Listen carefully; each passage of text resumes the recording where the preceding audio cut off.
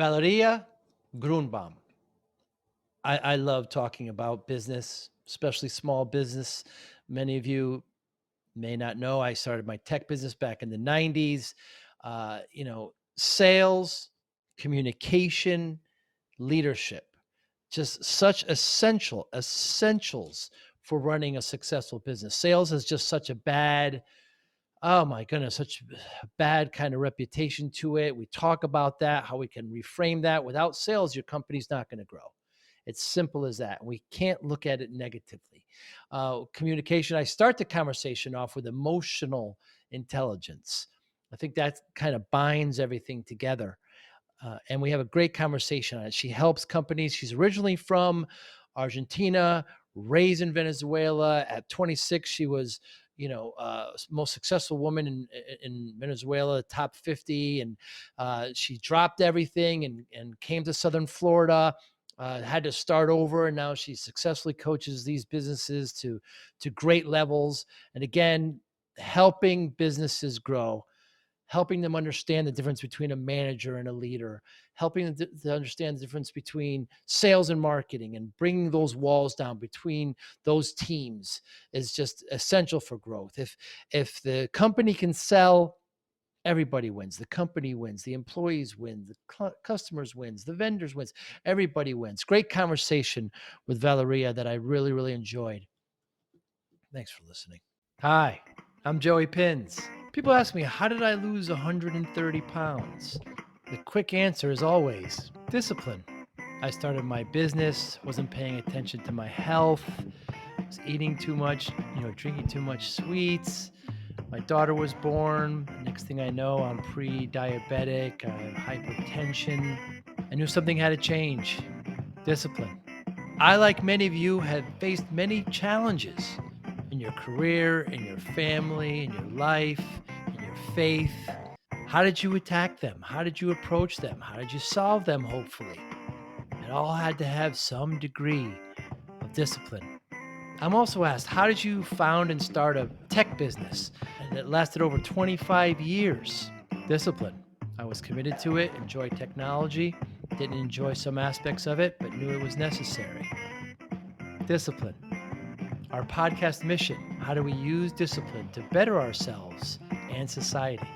Join me, please, as I talk to interesting people and discuss how they use discipline in their family, in their passion, in their careers, and how it helped them. Our podcast vision, growth through learning from others. Joey Pinz Disciple Conversations. It'll be light and serious. Join us, please. Thank you for consideration. Very excited to talk to you today. Thank you for your time, Valeria Grunbaum. Very, very excited.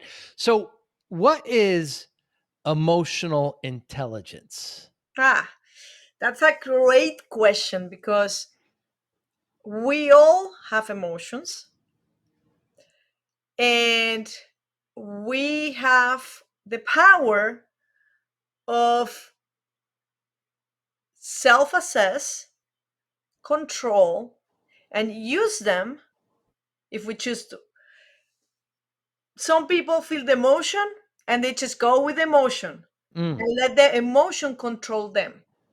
But if we have the emotional intelligence to understand what is that we are feeling and why, we have the power to change it. And then we become emotional intelligence when also we can help other people by understanding their emotions and help them navigate that transformation from negative emotion into positive action. Is it the battle between your heart and your mind or your brain? I don't think so. I don't think so. I think it's the alignment between the heart and the mind.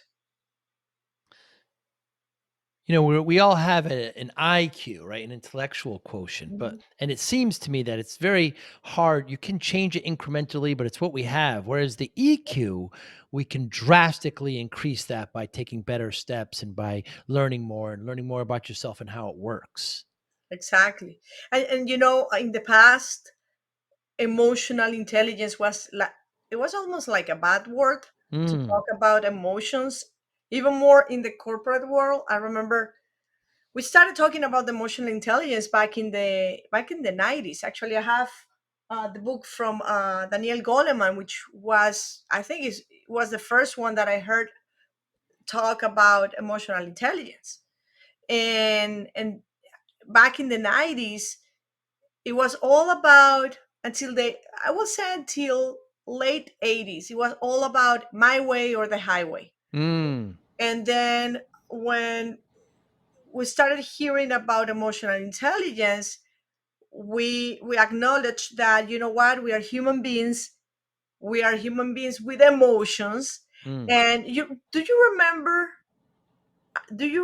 and I don't know if I will say my age when I say this, but do you remember when we used to say, leave your emotions at home, or leave Right. your personal life at home? Like, it Right. was home, or your personal life, and it was your work life. And it seems that it was expected for us to have it separate, right? And the truth is we can't. We see someone sitting on their desk having a hard time at work, and we have a conversation with that person, and then suddenly we realize that that person is having a hard day at work because they were having trouble with their kids, or she or him was having a problem with their significant other. So we cannot divorce Mm. the personal life and work life, because it doesn't work that way. It was expected for many years, not anymore. Because how can you know, how can we expect to perform at our best when there's so much uncertainty or turmoil at the home? We talk about this work-life balance, and I think we have shifted, Mhm. into a more mental health discussion, and trying to, if you're healthier, then you're going to work more. And I think bosses and corporations are understanding this better. Yes, and I will say, to add to that, is that human resources managers, business owners, they're realizing, even more in the last 2 3 years, right, with everything that happened in the world. Mm. I think it became even more relevant for us to talk about how we are feeling. I remember some of my clients, one of the things that we did during those times that people went sent home to work from home, a lot of people were feeling isolated, right? Those Mm. people that were living on their own were feeling isolated. A lot of people got into depression. It was a really big deal. And so part of my job during those 2 years was helping leaders, helping managers, helping human resource personnel to address those things, with not only with the leaders but also with the people, with the employees. Because the truth was that behind the computer there was someone at work suffering, or having a hard Mm. time, or having fear, or having sadness. And the moment that we acknowledge, okay, wait, before we get into the work, we need to assess how people are doing. So we started implementing in different companies things like, in Spanish we call it cafecito time, like coffee time, where we allow the teams to meet a little bit earlier, right? So if the meeting was at 9 a.m., so we ask them, hey, the room is open for you to join us at 8:30, so we can have a cafecito time together, and Mm. and have that connection that we have at the office and we take it for granted. But now we have to to do it in an intentional way, Mm. so we can have an exchange of information at the personal level, and Mm. that will help you assess how people are doing, right? So since that time, it became very, very evident that taking the time to talk to your employees, taking the time to know how they are doing, asking them questions about how they are doing, how they are feeling, what's going on in their life, now is more evident than ever that that has to be part of our routine as leaders when we address our team. Mm. Yeah, I think that's well said. So you're born in Argentina. You're raised and educated in Venezuela. You moved to Miami in the early 2000s. At 26 years old, you're recognized as one of the top 50 most successful women in Venezuela. And now you've got excellent content. I love your site. I love your content. Your strengths are marketing consulting, sales consulting, and leadership. So, given that, do you find now I'm in the tech industry. I work with a lot of tech entrepreneurs. I find that sales is the largest obstacle. I say that is what make or break a business. Yeah. If we don't sell, you're done. Period.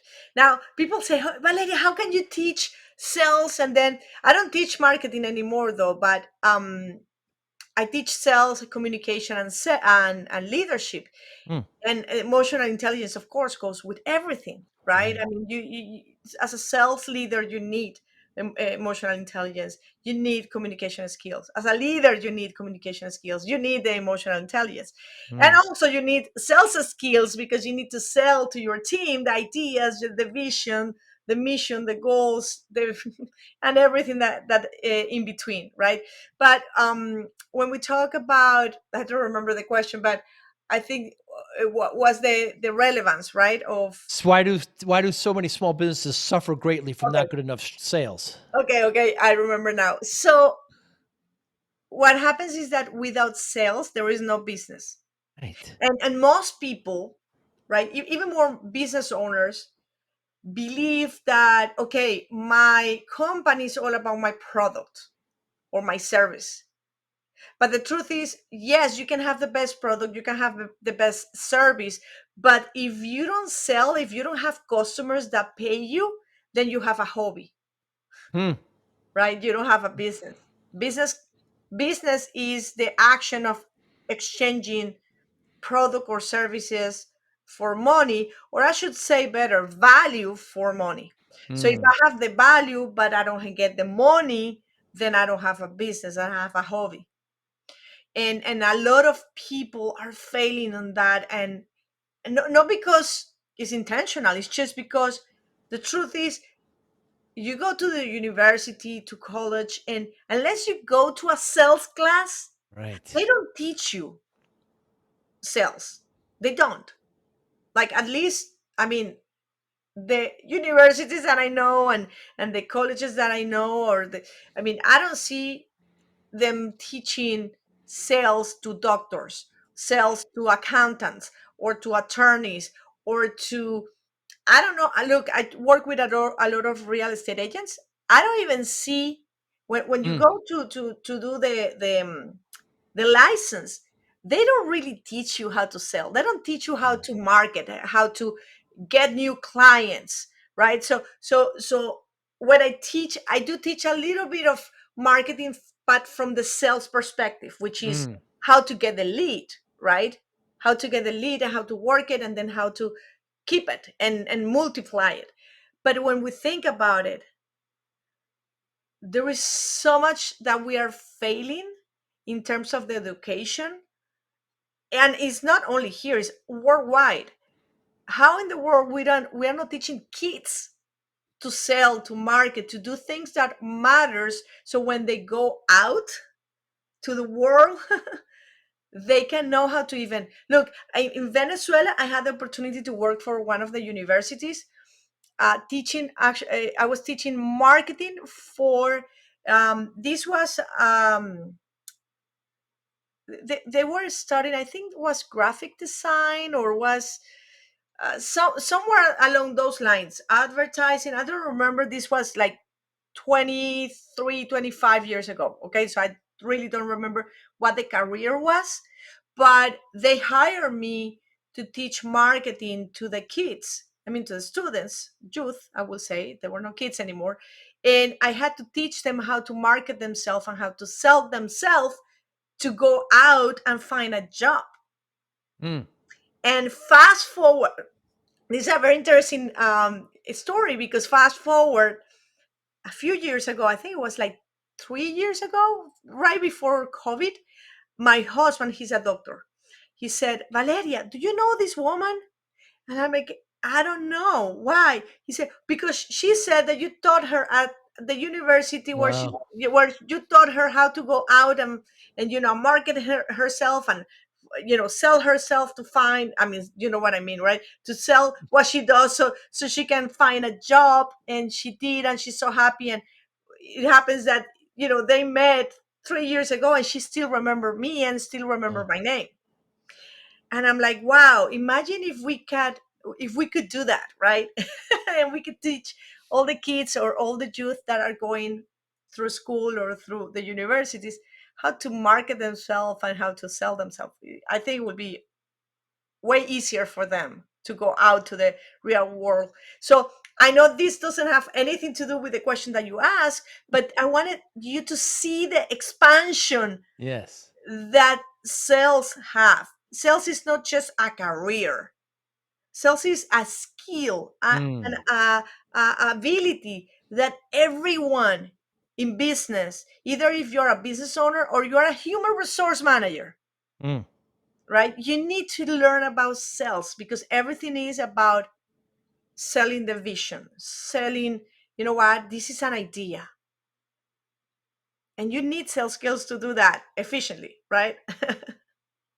Yeah, it's got a negative connotation still to this day. You tell somebody, I work in sales. They lean back. Uh-oh, he's going to try to sell me something. And it's got such a. I don't really understand that mentality at all, because without, like you said, without sales, nothing happens. I mean, everybody loves to buy, but nobody likes to be sold to. Right. Yes. So I do a lot of selling in my business. I try to create an environment in which I invite others to purchase. I don't really sell, so you have to kind of reframe it. But there's the used cars salesman person, there's these kinds of stories that we have in our history that just bring, yeah, it's just a negative viewpoint. I mean, how can we turn that around? Because like you said, without sales, your businesses will not succeed. Well, it's all about perspective, and it's the Yes. meaning that you put into the word. If every time that you think about sales, you think about that person that you just told me, right? That Mm. person that you didn't like, and then it pushed you to buy something that you didn't want, of course, you're going to have a bad connotation, because you always remember what is negative, what you don't want. But the truth is this: I 99% of the sales trainings that I do is for non salespeople. Ah. Okay, for business owners, for employees that work maybe in something else, let's say customer service, right? Or let's say human resources, or let's say, I don't know, I mean, professionals like doctors and attorneys and dentists and so on. And what I tell them, because every time I ask the same question, how many of you love to sell? And you, no one Right. raise their hands, right? I Only, would. only, well, because you are a sales professional, right? Yes, but yes. but most people, they don't do that, right? Like business owners, they are like, no, I'm not gonna sell my soul to the devil, and I'm not gonna say Mm, yes, right? mm, But here's the deal: sales is nothing more than a communication process that has been created in a intentional way mm, to help someone make a decision and take them from A to Z, right? So, in mm. other words, sales is influence, yes, but if you use it properly, it's a good influence, Right. because you influence people to, again, if you are the owner of the company, you want people, your employees, first, to buy the vision of the company, to buy that goal that we see ahead. The only way that they're going to buy into the vision is if you communicate with them in an intentional way. So that's what sales is. When a human resource manager hires or is, let's say, is in the process of interviewing someone to work in the company or at the company, that human resource manager have to have some sales skills to sell, again, the vision of working in the company. When somebody is looking for a job, they have to sell to the person that is interviewing that person, they have to sell the vision of, hey, I'm the perfect for that position. So sales is just a communication process that has been intentionally created to achieve a goal, to fulfill, uh, uh, um, I will say, something that we want to create, to influence in a Mm. positive way, right? But there's also some barriers that a lot of corporations build because, generally speaking, people get high commission. Mm. So, and then marketing doesn't work with them. And then, or engineering gets upset because sales sells something that they throw it over the wall and engineering says, "What is this?"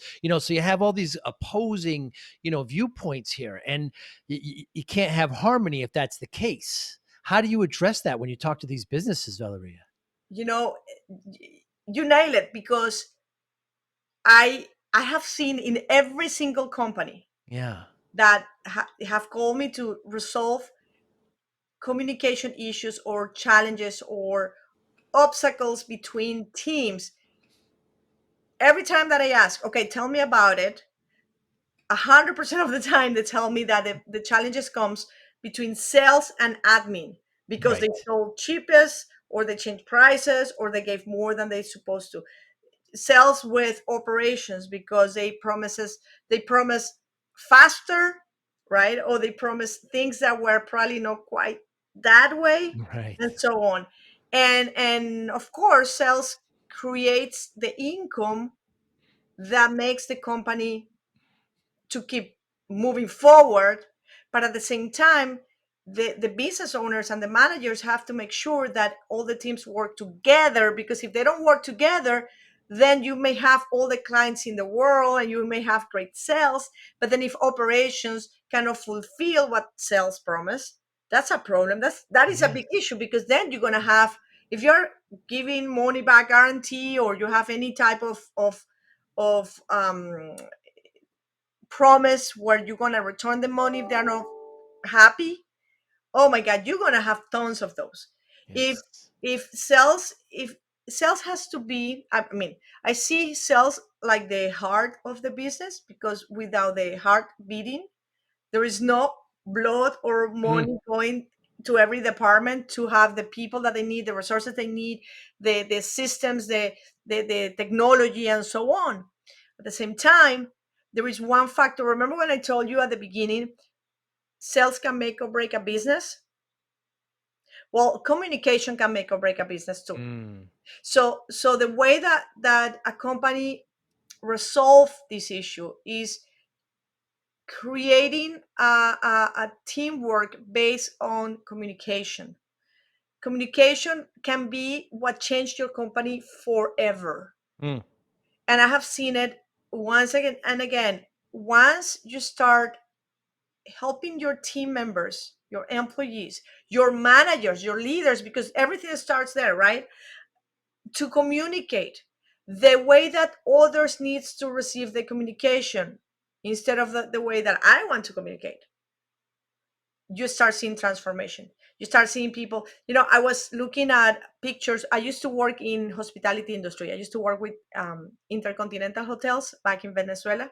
Worked there for about 3-4 years, and I was looking at the pictures in Facebook. Right, we have like a Facebook group for for from people that used to work there, and I see the groups, right? Sales is sales, and then everybody else, right? Mm. And you have, yeah, you have reservation, you have events, and you have every department, right, of the hotel. But the funny thing is that you see sales, and then you see everybody else, Mhm. and I'm like, wow, I do remember all the conflicts that we had, because they see us like, oh, those are, the Barbie girl and the cans of the company, that they go out and they have, the we used to, because we work at the hotel, we had to entertain Yeah. our clients. So we used to have, I remember, I was I was,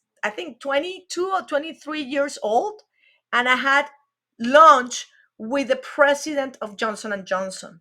Wow. Like I with the like literally, I had that direct connection with him. I Hmm. had I had lunch with the president of British Petroleum. I got to meet Robert. Do you remember Robert Goizueta? He was the president of Coca-Cola. I think Huh. that at that time he was. I don't remember if he was the president for the whole world, or he was only for the Americas. But the thing is, I got to meet that guy. I got to Wow. talk to him, right? But that was because I was in sales, Mm. right? I had those opportunities, and yes, it's true. We are in front of the fire, so we get those opportunities. But at the same time, there is no business that can fulfill what sales sell Right. without operations, without admin, and without everybody in between. So we need to see the company as a whole, respect every department, and learn how to communicate with each other. I know it Mm. sounds a little bit like, visionary, or kind of like, oh, I don't know if we can get, we can do that, but it can happen. And it starts with communicating with others the way that they need to be communicated. I've seen some companies, Valeria, actually have, you know, 1 or 2 days a month where sales spends a day with operations, and operations goes on the road with sales, or marketing goes with, and they all kind of, so they see what the others have to do, gives them a little bit more perspective. And okay, all right, I really see what the roadblocks here, I see what they need to do, I see their perspective now. A lot of times that kind of lowers some walls too. 100% agree. And when I used to work in the hospitality industry, we used to do that. We used to rotate. I remember I went through like housekeeping. I was working in sales. I was the director of sales by that Wow. time. And all the managers had to go to all the departments, and they used to do this rotation. I think it was probably every 3 months or twice a year. I don't remember exactly. But I remember I had to go and work with housekeeping, and I had to be led by someone in housekeeping and do what Mm. they told me to. Hmm. I had to go to. I chose to. I remember when I had to work for A&B for food and beverage. eh, I chose one of the restaurants that I really love, and I said, I want to work in that restaurant. So I worked for like a week. I had to go and do a few hours a day in that restaurant. I was in the kitchen, and the chef told me, "Hey, you need to do this, you need to do that." I mean, we take the hat off as managers, and we become part of their team. And that gave me a whole perspective. I saw the general manager at that time. He was doing he was working as a bellboy, Hmm. and the guests were coming, and they didn't have a clue that this guy was Right. the general manager of the hotel. And it was a big experience for me and for everybody, because you remember when we were talking about emotional intelligence. Well, you start feeling what they're feeling, and now you have more, or a higher, because I think we all have it, but a higher emotional intelligence, Mm. because now you understand what the bellboy is going through when it's raining, or you know what the housekeeping are going through when they're in a rush because they have to finish the turn down before X amount of time. Mm. So you start understanding other departments. So I do believe that if as a company, and this goes specifically to the business owners and human resources managers, if you take the time to start creating a strategy to cross over managers in between departments, that will, like you said, you said right, like you will turn down walls Yes. in the communication process, and in the also you will create more empathy. You will. You will. You'll get along, and you'll understand each other a little bit more. And um, what's the difference between a leader and a manager? Mm. Well, manager is all about the process. It's about managing people, managing process, getting things done. Leader is a person that has the influence to move people to action. Mm. And I do believe that we could see, I mean, a lot of, we believe that when we talk about, or a lot of people believe that when we talk about leaders is about positional leader, right? Oh, the manager is a leader. No, the manager is a manager, because to be a leader, you have to earn it. Mm. And how you earn it? By moving your people to action, influence people to action. And you could have, you don't need to be in a management position to be a leader. Mm. You just need to have the power of your voice and action. And by the way, your actions has to be congruent with your voice. Mm. Kind of like the walk the talk that we always hear, right? We follow people because of their leadership, but people stay with you because of, and here's what Maxwell said, John Maxwell, right? I don't know if, I don't know if you are aware, but I work with John Maxwell. This is one of the things that I love to do the most. And one of the things that he told me was, people will go with you because they buy your vision, Mm. but they will stay with you because of your leadership. Hmm. So if you see people coming to work with you, and they don't stay over, like, they may buy the vision for 6 months, and then after 6 months, that's it.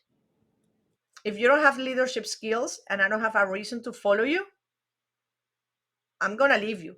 And people leave people, not companies. Mm. So leaders are those that can move people to action. Leaders are those that can empower their people to do what needed to be done. You know what? This morning I was talking with someone about the great resignation, and we talk about how people woke up to what they really wanted and they left a lot of, I mean, a lot of people resigned their jobs.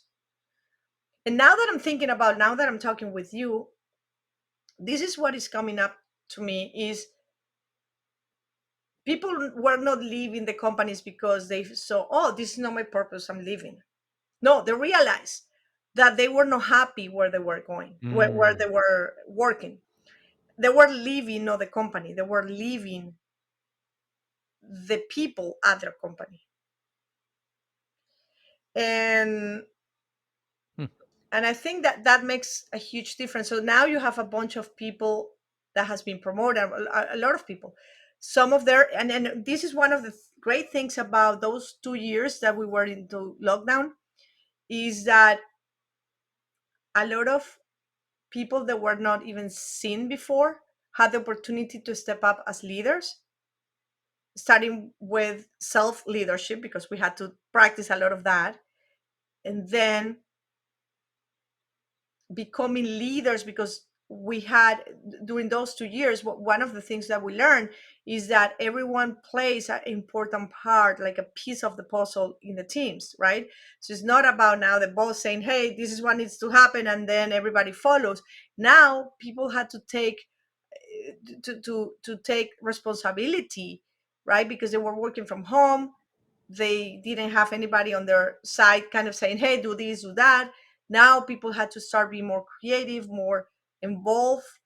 And those managers that gave the opportunity to their team members to do that allow new leadership to rise, right? So now we've seen a lot of new leaders in management positions. The challenge is that they they Hmm. have the evolve as leaders in a natural way, but they lack of practice, or they lack in training.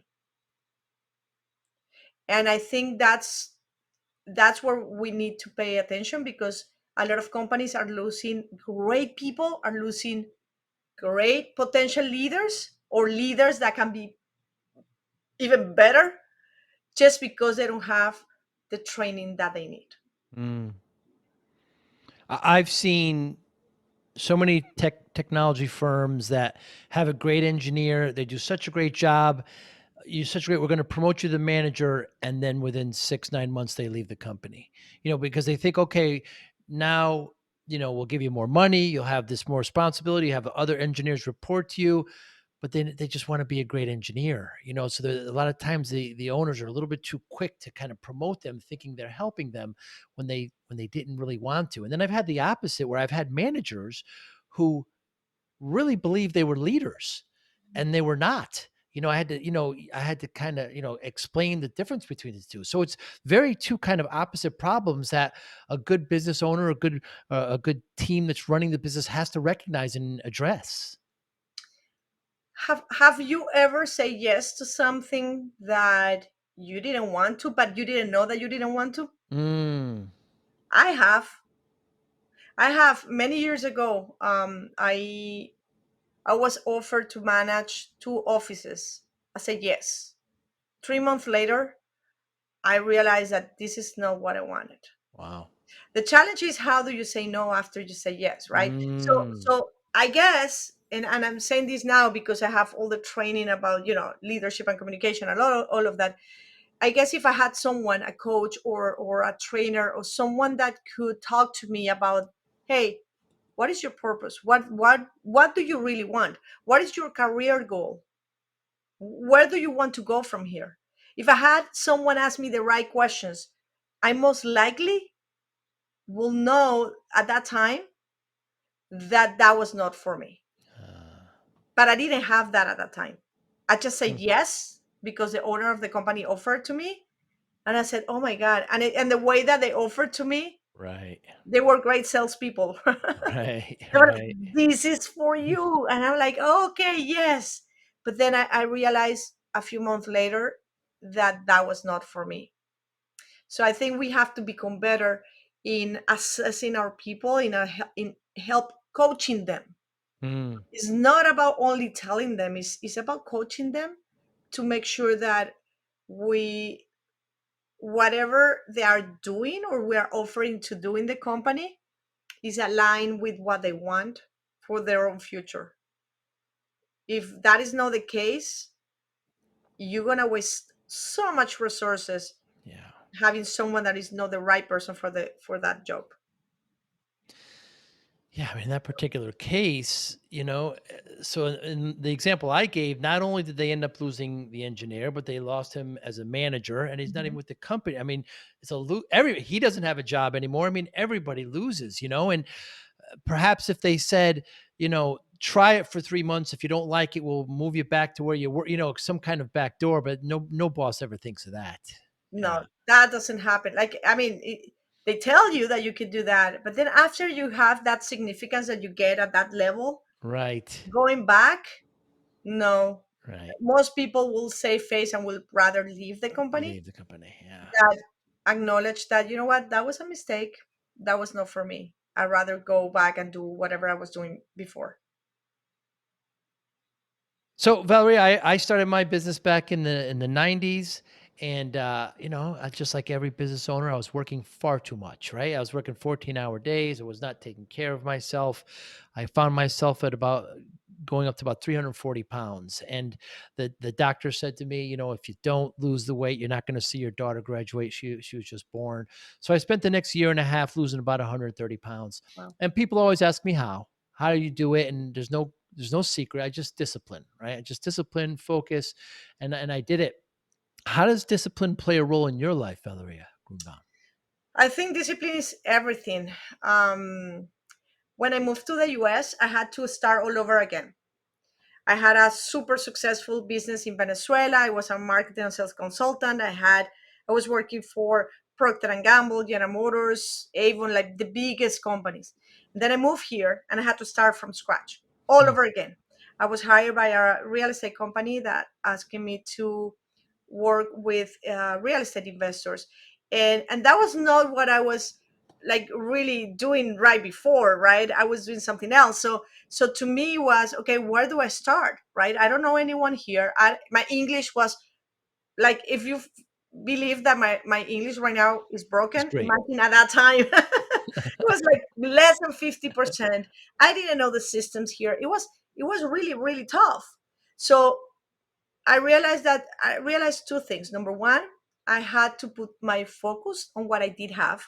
And number Mm, two, I had to take consistent action, right? So I started treating myself like my own client in my marketing and sales consulting company, and I created my whole business from scratch. And mm, I knew that, okay, this is the plan, and I have to take consistent action. So every single day, I have to do this. Now, fast forward to today, I have noticed a difference when because sometimes we've, at least me, I become a little bit lazy when mm, things, we start taking things for granted. I'm like, you know what, maybe today I'm not doing that. And then one day becomes 2 days, 2 days mm, become a week, and then so on, right? And then you realize, you turn around and you say, oh my God, it's been a year, right? mm. So I believe that discipline is very is critical, is one of the main things that any leader should have, any business owner, any person, I should say any person that wants to achieve something needs discipline. I'm a cyclist. I do cycling. And look, when I don't go out in my bike for like a week, I feel it, like I Wow. fall behind. And it's funny because I call my friends and, hey, we're seeing you on Saturday. I'm like, look, I was super busy this week. I didn't write this week. I know that I'm gonna fall behind. I'm not going tomorrow with you guys. And then one week, if that Saturday I don't go out, it becomes worse and worse and worse. It's like Mm, everything everything takes so long to get to the point that you want, and you know this because you experience yourself, right? yeah. But you lose it so fast, just falling into old patterns. You can lose it right away. and Hmm. and I see it on the cycling, because if I don't do it in a week, everything hurts. Like on Saturday, if I go with a group, I fall behind, I'm out of breath, my muscle feels like weak, and it's just one week without riding. It's not Wow. more than that. So the impact that we have in our brains, in our mind, in our bodies, in our emotions, doing everything consistently and then stop for any reason, going back, is, I think, double or triple the effort Mm. than keep going steady. Momentum is not created without consistency and without discipline. Consistency, focus, routine, all all All the, synonyms to all it. the boring stuff. Yes, yes, it is boring. Yes, you're right. But absolutely mandatory for success and A for hundred growth. percent. A hundred Yeah. percent. So we have to, when we don't want it, that's when we need it the most. It's Mm, like medicine, right? So when we right. don't want it, like I used to meditate every single day. And then now, like, okay, I meditate twice, 3 times a week, and I feel the difference. Mm. And I was talking with one of my doctors, and I said, hey, I've been feeling really tired. And he said, are you meditating? I'm like, you know what? Not really. Like, I've been meditating probably once or twice a week. He said, well, that's not meditation. You have to meditate every day, right? And you start thinking about, okay, what are the things, but for everybody's different, right? What is those things that if you do it every day gets you where you need to, or makes you feel and gets you where you want to go, and make them non-negotiable. The You know, mandatory. do not, I heard this from Tony Robbins: do not negotiate with your mind. Mm. Do not negotiate with your mind. And every single time that I feel kind of like, I don't know if I want to do it, I remember that. Do not negotiate with your mind. Yeah, you mentioned John Maxwell and Tony Robbins. John Maxwell for leadership, Tony Robbins for motivation, quite often.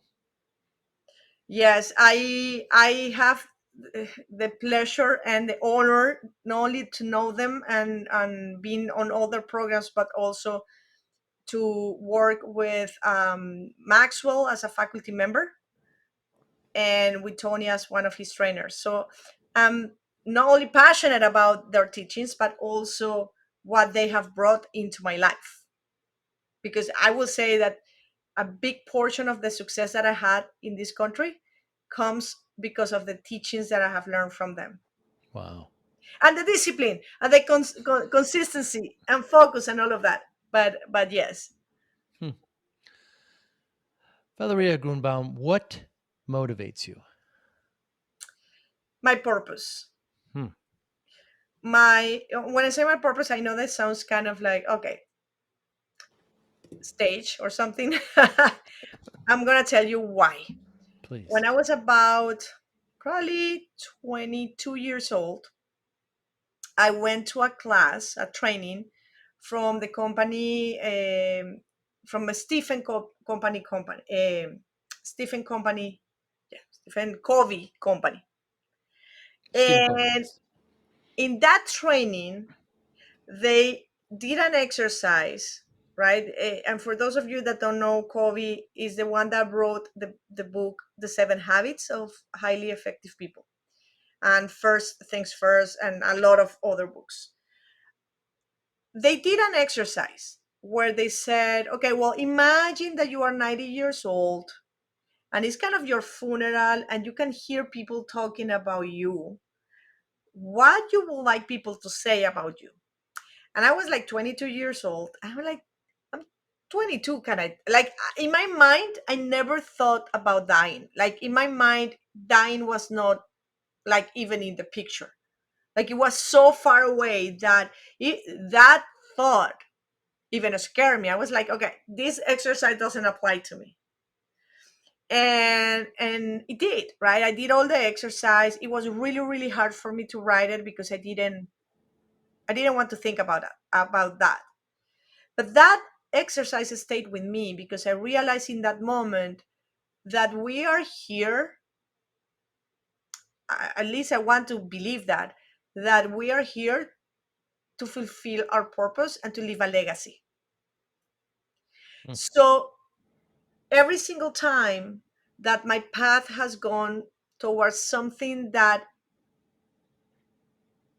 makes me feel farther from my purpose, like takes me off my path for a little while, like, things that sometimes projects that I say yes and then I realize, okay, this was not for me, but I did it. uh, I realized that in those moments I just have to ask the question, does that fulfill my purpose? Does that leave the legacy that I want to leave behind? And I have seen many family members and dear friends of mine dying of very young age. Hmm. And every time that someone dies close to me, and I think about, for example, a friend of mine from school, she died last year. um it was horrible. She died a few days before her 50 birthday. um and I thought, I mean, this woman was amazing. It was someone that I admired. It was someone that could do so many great things for the world. She was someone that was you know amazing in everything she did, but her life got cut short by cancer. And I thought, you know she left a legacy. She left a legacy. She left too early, too early. She had many things that she should have done in this world. I do truly believe that we lost someone that was really, really good and that had brought so many gifts to many.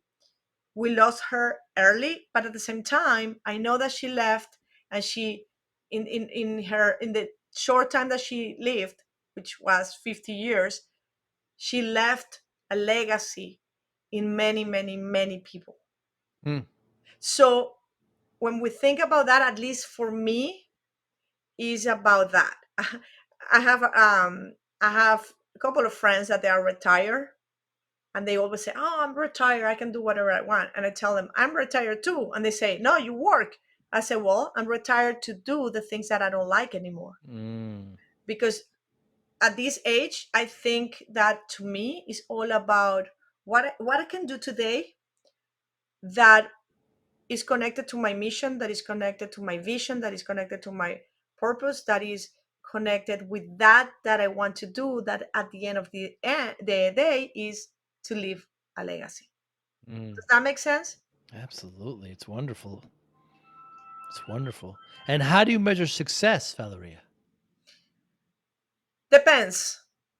In my from my perspective, success should be measured in direct proportion to happiness, Hmm. to me. Now, if you ask me right now, I'm I'm in my 50s, but if you will ask me this 20 years ago, I would say success is measured by how much money I make. Right. If you ask me 40 years ago, I will say probably, I don't know, 40, but let's say 30 years ago when I started working. So success means, you know, to work, to be able to have a good position in a good company and have a good brand behind you.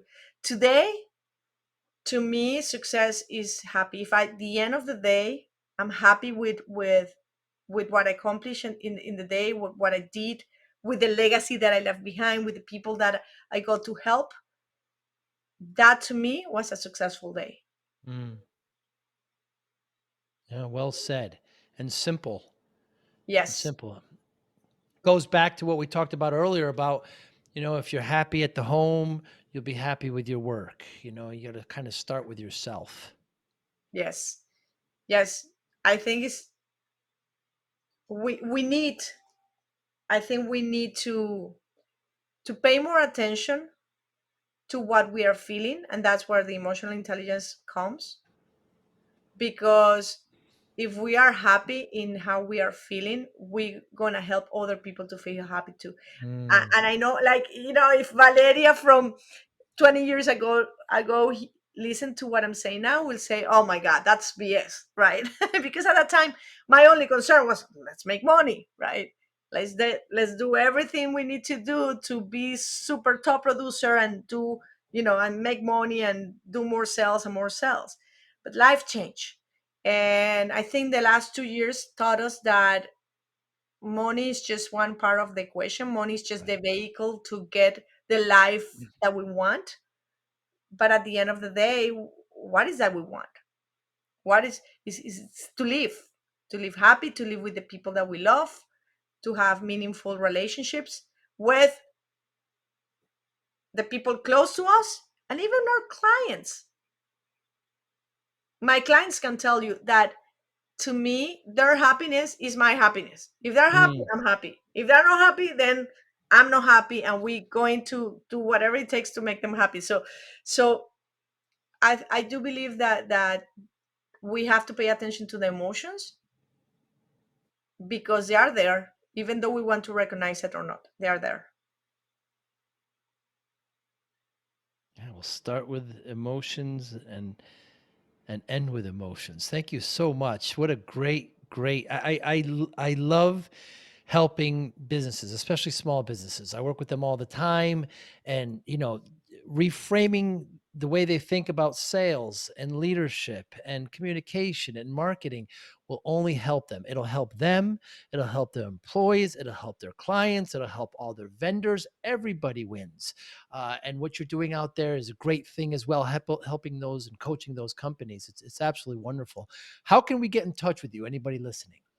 The best way is LinkedIn. With You can find me as Valeria Grunbaum. I'm also on Facebook and Instagram. And for those that speak Spanish, you can find me in Instagram on Elevando Tu Capacidad, which is my Spanish speaking account. But Valeria Grunbaum, you will find me on LinkedIn and Instagram and Facebook. We'll make sure we put it in the show notes. Valeria, Valeria and Grunbaum, Grunbaum. You also have a website, by the way, but we'll make sure we put all that in.